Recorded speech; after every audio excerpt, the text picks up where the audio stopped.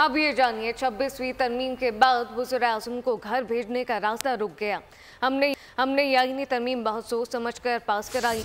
Chairman Peoples Party Bilawal Bhutto Zardari की लाहौर में media से गुफ्तगू बोले कि सिंध में बहुत कुछ करने इस पार्टी हमेशा ऐसे प्रोग्राम को फ़रोग देती है।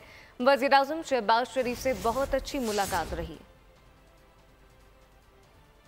अदालत और आईनी तरमीम के बजाय आप मुझसे पूछे कि गोरे कितने खूबसूरत थे यहाँ, आप मुझसे पूछे कि कहाँ से मेहमान आए हैं, आप मुझसे पूछे कि ब्रेस्ट कैंसर अवेयरनेस के लिए हम क्या कर रहे हैं, कल आप मुझसे पूछे कि अदालत में क्या हो रहा है आईनी तरमीम के हवाले से। पाकिस्तान पीपल्स पार्टी तो हमेशा से वुमेन्स एम्पावरमेंट पे यकीन रखती है। बड़ा अच्छा मुलाकात रहा वज़ीर-ए-आज़म साहब से।